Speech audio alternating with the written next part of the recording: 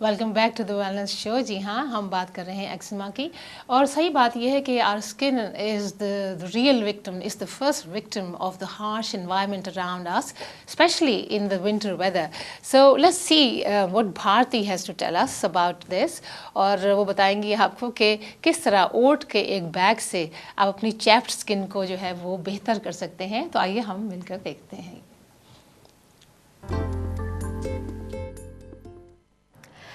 इस रेमेडी के लिए आप ऐसी 2 छोटी छोटी पोटलियाँ बनाएंगे और इसका इस्तेमाल आप अपने ड्राई या चैप स्किन में करेंगे। पोटली को बनाने के लिए आपको चाहिए 1 बोल ओट्स या दलिया, और आपको चाहिए एक छोटा सा टुकड़ा मलमल या मसलिन के क्लॉथ का। पोटली को बनाने के लिए आप इस मसलिन क्लॉथ में 2 चम्मच दलिया डालिए। फिर आप इसको ऐसे साथ करके इसे बांध सकते हो। तो ये है, हमने बना ली हमारी मलमल की पोटलियाँ। एक पोटली को हमने डाला है ठंडे पानी के बोल में और एक पोटली को डाला है हमने गर्म पानी के बोल में। इस पोटली को यूज़ करने के लिए आप पोटली को ऐसे उठा लें। पहले हम ठंडे पानी वाली पोटली को उठाएंगे। इसको आप थोड़े से निचोड़ लें और फिर जिस जगह चैप्ड हो उस पे आप मसल लें। ये करने के बाद आप वो जो पोटली आपने गर्म पानी में डाला है उसको आप निकाल के निचोड़ लें और फिर उसी तरह उसी जगह पे आप रब कीजिए। जी हाँ, ये छोटी सी टिप जो है भारती ने दी है, लेकिन काफ़ी इफ़ेक्टिव है, क्योंकि जो ये ओट्स हैं they are so good for your skin. आपके चाहे इंटरनली आप ओट्स लेते हैं तो भी आपको पता ही है कि बहुत से डॉक्टर्स बताते हैं हार्ट हेल्थ के लिए भी और बहुत सी चीज़ों के लिए आपके लिए अच्छी है, ब्लड प्रेशर के लिए भी, इसके अलावा डायबिटीज़ के लिए भी। तो बाहर भी उसका उतना ही फ़ायदा है। तो ये हम बता रहे थे भारती के through. Thank you very much Bharti ji. Tara, आप बताइए कि हम जो बात कर रहे हैं कि आपने कहा कि मैं एक बात सोच रही थी कि जिंक का आप कह रही थी कि zinc is, I mean when you take internally through food is good for you, is good for your eczema. जैसे पम्पकिन सीड वगैरह हैं, उसके अंदर जो होती है काफ़ी जिंक होती है, लेकिन आप कह रही हैं कि externally is not very good. Why? Externally इसलिए क्योंकि जो हम कस्टर्ड ऑयल लगाते हैं ना, जो जिंक ऑक्साइड जो नॉर्मली जो बेबी क्रीम लगाते हैं, तो वो इतना नैपी रैश के लिए भी, नैपी रैश के लिए लगाते हैं। वो नैपी रैश के लिए सूदिंग करता है, लेकिन क्या करता है कि that cream is so thick, it doesn't penetrate in the skin, और फिर that becomes like a barrier for the infection. So अगर नैपी रैश पर यूरिया होता है, बहुत जलन होती है बच्चे को, तो that really causes infection. तो उसके लिए बहुत जरूरी है कि आप उधर हो सके तो कैलेंडुला जैसे माइल्ड क्रीम ऑइंटमेंट लगा सकते हैं। कैलेंडुला वजह से है, वो बहुत काफी अच्छी क्रीम है। एक हमारी कॉलर हैं। हेलो जी, अस्सलाम वालेकुम। वालेकुम सलाम जी, मैंने पूछना था कि मेरी वालदा को एस्थमा था, लेकिन मुझे बिल्कुल नहीं है, लेकिन मुझे सांस बहुत चढ़ता है। अच्छा, तो आप जी आप बताइए। हाँ, हेलो, गुड मॉर्निंग। हो सकता है कि आपको अस्थमा की तकलीफ हो या तो कुछ एलर्जी की तकलीफ हो आपकी। अच्छा। आप कुछ भी ले रहे हो अभी, पंप या कैसे कुछ भी? नहीं, इसके लिए तो कुछ भी नहीं ले रही। डॉक्टर ने चेक किया है, लेकिन उनको कोई चीज नहीं उनको मिली नहीं। अच्छा, आपको वीजिंग ऐसा नहीं होता है, खांसी ऐसा नहीं आती है? नहीं, खांसी नहीं, कुछ नहीं, सिर्फ सांस चढ़ता है। बात दफा बात करते वक्त चढ़ता है, थोड़ा सा चलती हूँ, मैं ज्यादा चल नहीं सकती, सिर्फ सांस की वजह से।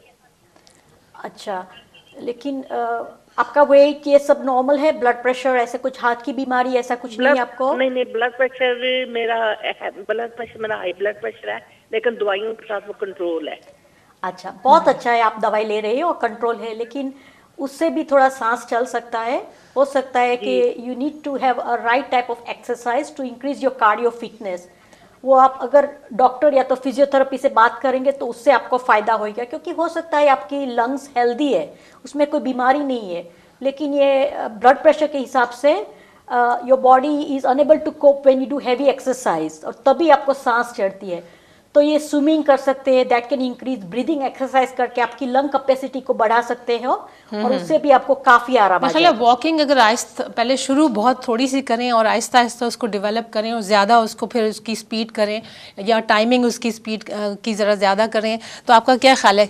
जरूर क्योंकि और लंग कैपेसिटी बढ़ाना बहुत जरूरी है। ब्रीदिंग वो एक्सरसाइज ही से हो सकता है, और योगा भी आप करें तो योगा, ब्रीदिंग एक्सरसाइजेस बहुत अच्छी बहुत इंपॉर्टेंट है, और डीप ब्रीदिंग, सांस लंबा लेना। एक और कॉलर है हमारे साथ। हेलो।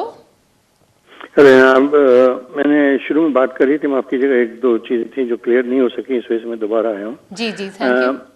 मैंने जो मकसद था मेरे सवाल करने का, असल में आपने उसको इंटरप्रेट सही किया था। मैं जो चीज समझना चाह रहा था वो ये थी कि जब आप कोई चीज खाती हैं, मैं एग्जाम्पल दे रहा हूँ, अगर फर्ज कर लीजिए मैं 1 एग से ज्यादा 3 या 4 एग्स खा लूँ तो मुझे कुछ चेहरे पे लगता है कुछ पिंपल्स वगैरह नुमाया हुए हैं। अब ये जो चीज है, इसको आप क्या कहेंगे कि मुझ पे कोई एलर्जिक रिएक्शन एक खास क्वांटिटी के खाने से ज्यादा की वजह से हुआ है, या ये मेरी बॉडी का इंटॉलरेंस है इंटरनली?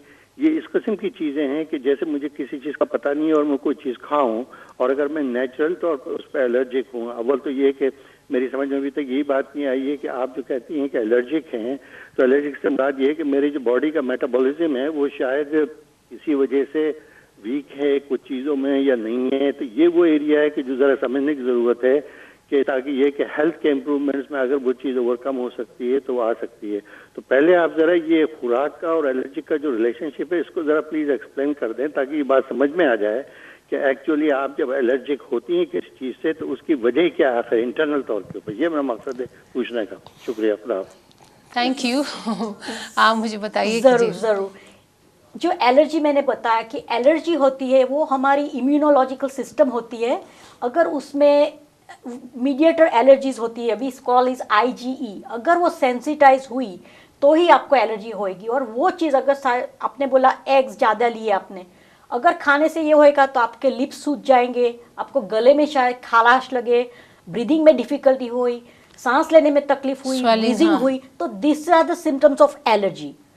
आपकी बात से लगता है कि यू आर मोर इंटॉलरेंट। जब भी कोई भी चीज़ आप ज़्यादा लेते हैं तो आपका हो सकता है कि आपकी गैस्ट्रोइंटेस्टिनल सिस्टम है, आपका लीवर है, is unable to cope, because eggs भी है ना, आप ज़्यादा लेंगे तो उसमें कोलेस्ट्रॉल, फैटी एसिड्स काफ़ी है। It takes time for your liver to break down the fat and हजम करना आसान नहीं होगा उसको। आप, मेरे को नहीं लगता कि you are allergic, but what you could do is reduce your quantity of egg. Suppose आप 3 एग ले रहे हैं तो 1 ही लो और फिर देखो कि क्या आपको वही रिएक्शन आता है, और अगर आता है तो हो सकता है कि हम लोग आपकी ब्लड टेस्ट कर सकते हैं and then we can find out कि are you really sensitive to eggs और is is just that intolerance, और चीज़ जो आपकी डाइट में है उसके साथ जो एग ले रहे हैं that becomes incompetent and that causes you trouble. मेरे ख्याल है हम किसी दिन बैठ के इंटॉलरेंस और एलर्जी दोनों का डिफरेंस हम ज़रूर बताना चाहेंगे, क्योंकि बहुत से लोग जो हैं वो इंटॉलरेंट होते हैं लेकिन वो समझते हैं उनको एलर्जी है, और उसका जो एक डिफरेंस है वो उसके लिए ज़रा सा हमारे पास टाइम होना ज़रूरी है। बहुत इंपॉर्टेंट है कि एलर्जी के सिम्टम्स डिफरेंट होंगे। फिर क्रॉनिक एलर्जी भी हो सकती है लेकिन उसका सिम्टम्स डिलेड आएगा, लेकिन वो भी विद इन 24-48 आवर्स में तो आ ही जाएगा। एलर्जी का तो आता ही इतनी जल्दी है, और इंटॉलरेंस इमरजेंसी है, you can not just treat yourself. लेकिन इंटॉलरेंस है, सेंसिटिविटी है, उसमें आपको काफ़ी डाइटिक चेंज एडवाइस डाइटिशियन से भी मिल सकती है, हम डॉक्टर्स लिख सकते, and we can help you a lot to get out और overcome this problems. I hope this is helpful. हाँ, लेकिन हम आपसे फिर दोबारा कहेंगे कि इसके बारे में हम डिटेल में मेरे ख्याल एक दिन जाएंगे, एलर्जी और इंटॉलरेंस, क्योंकि काफ़ी लंबा ये एक टॉपिक है। जी हाँ, एक और कॉलर है हमारे साथ। Hello hello. वालेकुम सलाम। जी, विनस पर बात करनी है जो प्रोग्राम लगा हुआ है ना। जी, वेलकम टू द शो। आप हैं, आप बिल्कुल यहाँ पर हमारे इस प्रोग्राम में हैं मौजूद। जी जी जी, मैं पूछना चाहती हूँ, मेरा ना hello sorry last year caesarean हुआ था ना, तो उससे मेरा पेट बहुत फूल गया है, तो वजन भी बहुत ज्यादा हो गया, तो इसके बारे में कोई आप बता सकें तो। जी अच्छा, अगेन ये फूड रिलेटेड प्रॉब्लम्स है शायद आपको, उसके लिए हमको और भी जानना पड़ता है कि क्या आपको गॉल ब्लैडर या गॉल स्टोन्स की प्रॉब्लम है, इरिटेबल बावल है, कुछ खाना आपको हजम नहीं हो रहा है, क्योंकि कोई ना कोई चीज़ जो है जिसके हिसाब से ये ब्लोटिंग हो रही है, हो सकता है ईस्ट जैसी प्रोडक्ट से वो आप टॉलरेट नहीं कर सकती, डाइजेस्ट नहीं कर पाती।